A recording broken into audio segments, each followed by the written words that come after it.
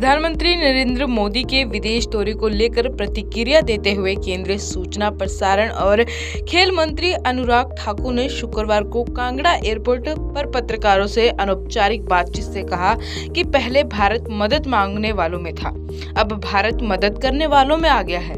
तुर्की, Syria, Nepal, दुनिया का कोई भी हिस्सा हो, भारत फर्स्ट रिस्पॉन्डर बना है।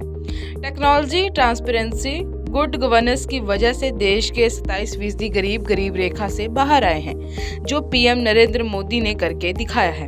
वहीं दुनिया आज नरेंद्र मोदी के मॉडल की ओर देख रही है। कोविड की बात हो या फिर मोबाइल की, कभी मोबाइल फोन बाहर से बनकर आते थे और आज भारत दुनिया का सबसे बड़ा मोबाइल निर्माता बन रहा है। वहीं भारत ने 2 दिन पहले ही हार्डवेयर की प्रोडक्शन लिंक इंसेंटिव स्कीम की घोषणा की है, जिससे हजारों करोड़ का निवेश आएगा और लाखों लोगों को रोजगार मिलेगा। वहीं पश्चिम बंगाल में भाजपा की रैली पर देशी बम फेंके जाने के सवाल के जवाब में अनुराग ठाकुर ने कहा कि पश्चिम बंगाल में कानून व्यवस्था पूरी तरह से चरमरा गई है। ये एक चिंता का विषय है। वहीं ममता बनर्जी के राज में ऐसी हालत है कि कोई भी खुद को राज्य में सुरक्षित महसूस नहीं करता है।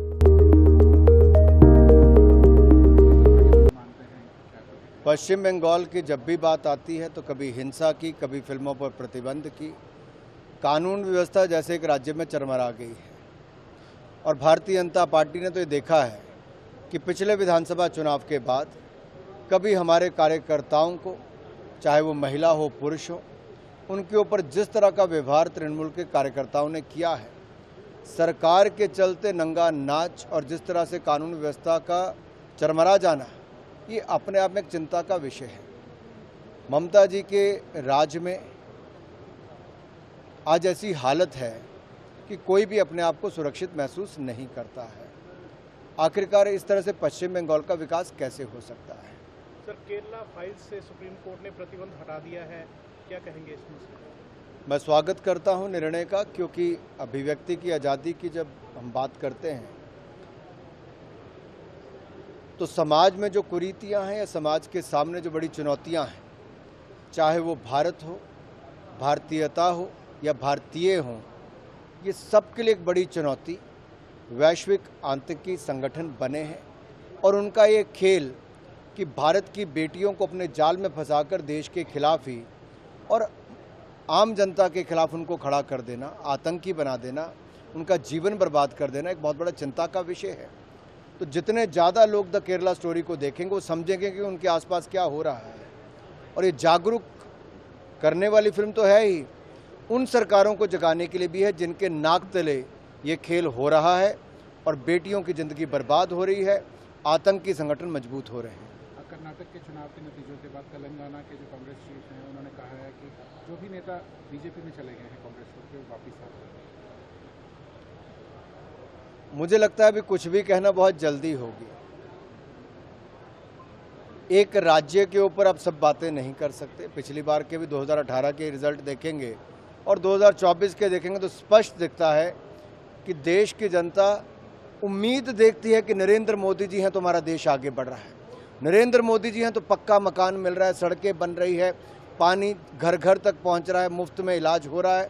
उम्मीद देखते हैं प्रधानमंत्री मोदी में, भारतीय जनता पार्टी में, कि देश को नई ऊंचाइयों पर ले जाने का काम प्रधानमंत्री नरेंद्र मोदी कर रहे हैं।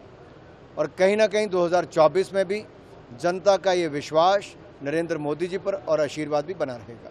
मोदी जी आज से विदेश दौरे पर गए हैं, द्विपक्षीय वार्ताएं होंगी कई देशों के प्रमुखों के साथ, कितना महत्वपूर्ण है भारत के लिए? वैश्विक पटल पर भारत की जो साख बढ़ी है वो मोदी जी की नेतृत्व में जिस तरह से भारत आगे बढ़ा है वो किससे छिपा नहीं है। पहले भारत मदद मांगने वालों में से था, आज मदद देने वालों में बना है। टर्की, सीरिया की बात हो, नेपाल की बात हो, अफगानिस्तान की बात हो, दुनिया का कोई भी हिस्सा हो, भारत फर्स्ट रिस्पॉन्डर बना है। और ये अपने आप में बहुत कुछ कहता है कि कोविड-19 के प्रबंधन में जिस तरह से भारत ने काम किया और भारत ने जिस तरह से डिजिटल टेक्नोलॉजी का उपयोग किया है लास्ट माइल डिलीवरी के लिए, यानी कि अंत्योदय की जो सोच को हम लेके चलते थे, उनके उद्धार के लिए हमने जो काम किया है, 27% गरीबी रेखा से बाहर आए, वो टेक्नोलॉजी, ट्रांसपेरेंसी और गुड गवर्नेंस के कारण हो पाया, जो नरेंद्र मोदी जी ने करके दिखाया। दुनिया आज मोदी मॉडल की ओर देख रही है कि कैसे इतनी बड़ी चिंता जो कोविड-19 की थी, उस समय भी रिफॉर्म्स लाकर देश में इन्वेस्टमेंट आज तक की सबसे बड़ी एफडीआईज लाने का काम किया और एक्सपोर्ट भी उन क्षेत्रों में बढ़ाया। जैसे मोबाइल फ़ोन आपके हैं, ये कभी बाहर से बन के आते थे, आज दुनिया का दूसरा सबसे बड़ा मैन्युफैक्चर भारत बना है। हमने 2 दिन पहले ही हार्डवेयर की प्रोडक्शन लिंक इंसेंटिव स्कीम को घोषणा की है। हज़ारों करोड़ की इन्वेस्टमेंट भी आएगी और लाखों लोगों को रोजगार भी मिलेगा। कांगड़ा से दौलत चौहान की report, the summer news Himachal.